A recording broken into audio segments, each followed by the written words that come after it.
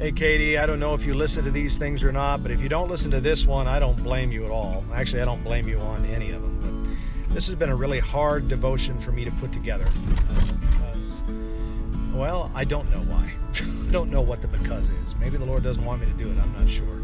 But it's on the book of Ruth. Ruth is only 4 chapters long. It's short, and I figured that I would do this by talking about not so much Ruth, but her mother-in-law, Naomi. Because for me, that's where the message is. And Naomi, of course, as you know, is married to Elimelech, and they had 2 sons, and they came from Judah. And apparently, due to some catastrophe there, like famine, they moved to a foreign country, you could call it that, of Moab. And while there, Elimelech, Naomi's husband, dies. And then in the course of time, her 2 sons marry Moabite women, and then they die. And they die not having any children. So the end result is that Naomi is husbandless and childless with no one to continue her husband's name. And so, in chapter 1 and whatnot, she becomes very bitter, very distraught, very discouraged, very depressed. And she feels like God has abandoned her, like he has in fact turned against her. And she says this a fair number of times. And so she decides to go back to Judah with her daughter-in-laws. And along the way, she says, you know what? I don't have any sons, therefore you don't have any husbands, so I release you both.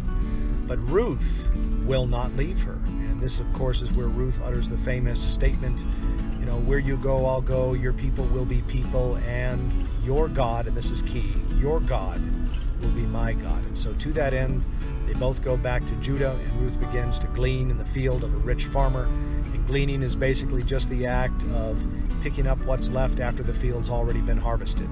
But she does this so that she can provide for Naomi and herself. I mean, she's that kind of a woman. And Boaz catches wind of this because he's the owner of the field. And I think through God's providence, he takes a fancy for this woman. And eventually he marries her. And in the end, they have a son whose name is Obed, and they present him to Naomi. And Naomi becomes kind of the nurse or godmother to this child. And she dies redeemed. But for me, when I read this book, I mean, that is a great ending. But the part that really speaks to me isn't that.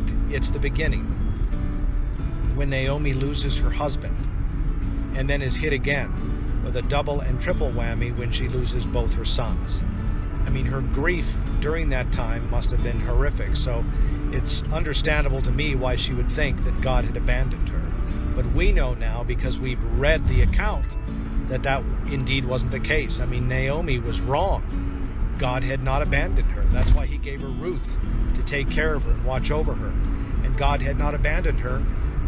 That's why he gave her Boaz to redeem her property and to redeem her husband's name.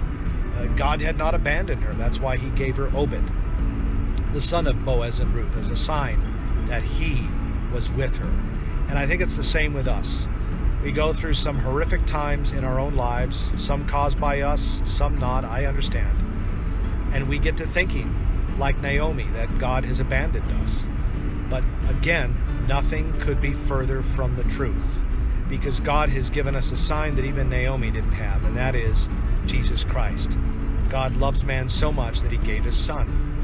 And we have his word. And we have other believers that he places around us. And let me just say this too, and this is kind of an aside to all of this. But if Naomi hadn't lost her husband and her sons, Ruth never would have come back with her to Judah. And if Ruth had not come back with her to Judah, King David, the greatest king of Israel, would never have existed. Because we find that Ruth was King David's great-grandmother. So God was working in this in a way that even Naomi couldn't understand. And I think sometimes God ordains suffering for reasons which may never entirely be clear to us. And so we just have to do, I guess, what I said a few days ago when I did the other devotion, which is to be strong and courageous, or learn to trust in God, to wait upon him and give ourselves over to his wisdom. Anyway, that's about all I can get out of this. God bless you.